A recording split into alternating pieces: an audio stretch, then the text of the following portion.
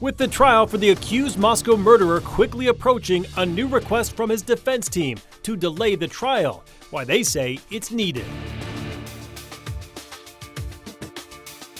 Another round of scattered showers tomorrow, but we're talking warmth and sunshine by the weekend.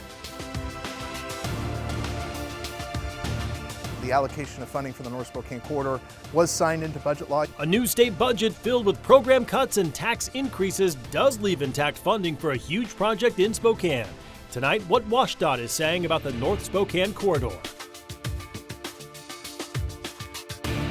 Good evening and thank you for joining us for the KREM 2 Night Report. I'm Mark Hanrahan. We start with some breaking news out of Washington, D.C. Police say 2 staff members of Israel's embassy have been shot and killed outside a Jewish museum.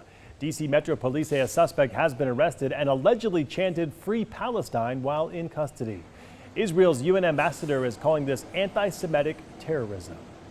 New within the last hour, the president's budget bill is out of committee and headed to the House floor for a vote. The budget package includes an additional $350 billion for border security, deportations, and defense. New analysis of the bill by the Congressional Budget Office finds it will increase the federal deficit by $3.8 trillion over 10 years. The White House has previously denied it will add to the deficit. Given the Republicans' slim majority in the House, they can afford only 3 defections in a floor vote since no Democrats are on board.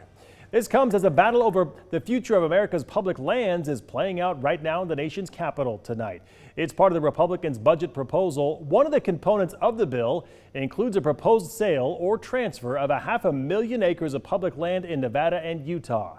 That legislation ignited blowback from both sides of the aisle. Many lawmakers, conservationists, and sportsmen are strongly opposed to taking public lands out of public hands. Idaho Congressman Mike Simpson spoke with our sister station in Boise. He says it could open the door for the same thing to happen in Idaho. If you were to sell them, would probably be in the neighborhood of $1 trillion, maybe a little more than $1 trillion. We're $37 trillion in debt.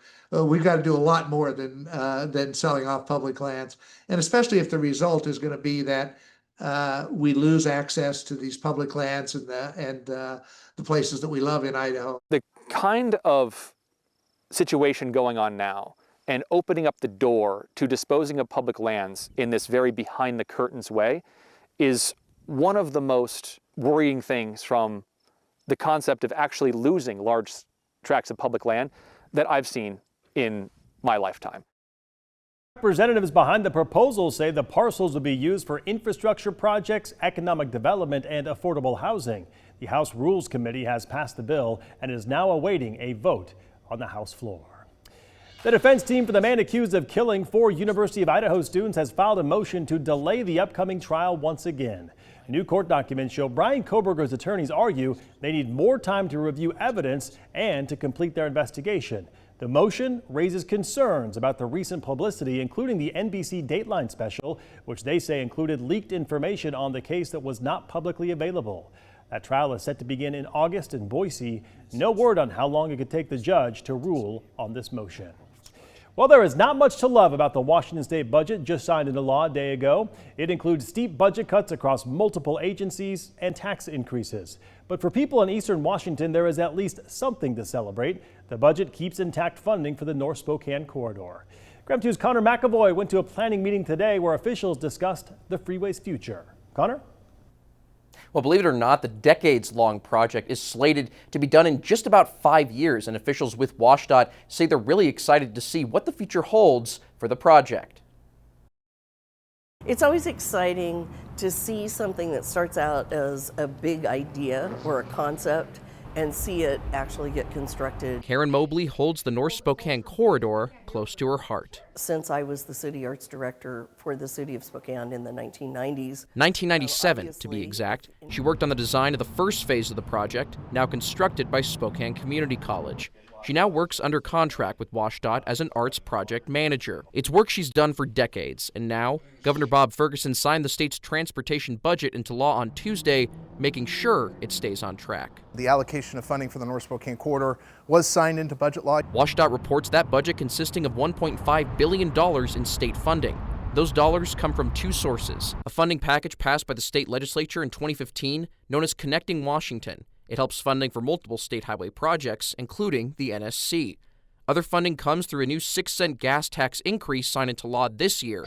Those funds also go towards this project and many others. Ryan Overton with WashDOT says those dollars are significant as the project is set to be completed in the early months of 2030. We're just a matter of months to year and a half from really seeing construction take off around the region. WashDOT's last community meeting on Wednesday at the Liberty Park Library highlighted different discussions they've had with Spokanites throughout the year, including routes, artwork, and the status of the corridor.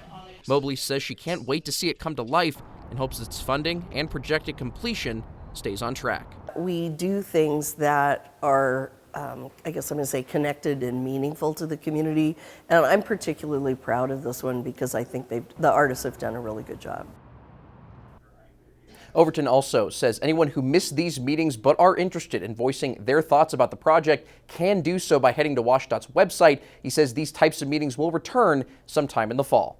Connor McAvoy, KREM 2 News. All right, Connor, thank you very much.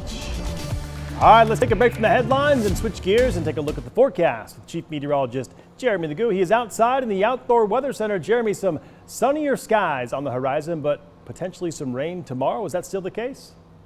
Yeah, it's one of those ones where we have to go through it to get to it.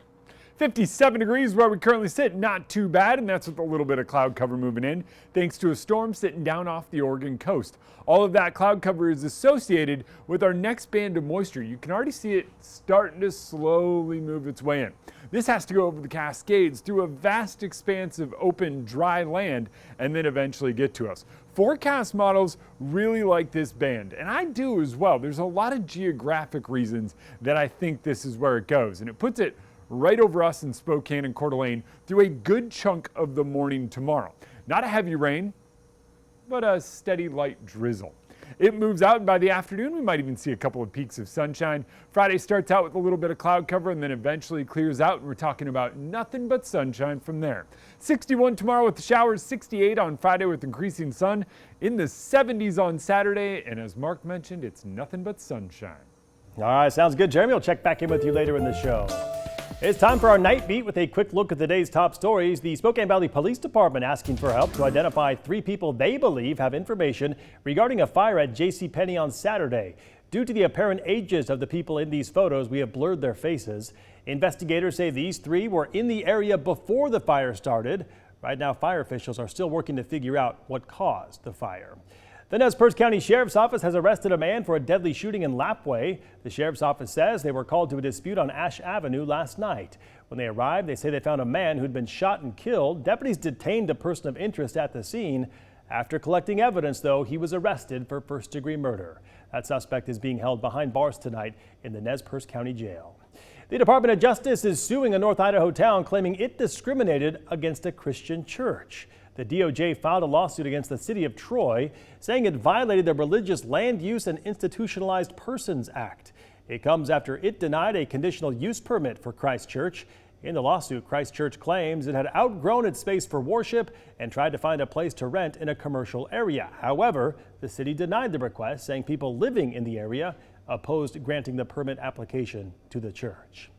And that'll do it for your Night Beat. For more information on any of these stories, just head to our website. That's KREM.com. All right, don't go to bed yet. See the new home for the Spokane Salish School, the future of Indigenous language and culture, tonight. But first, Governor Bob Ferguson challenging President Trump's pending tariffs. His concern about economic storm in just 90 seconds.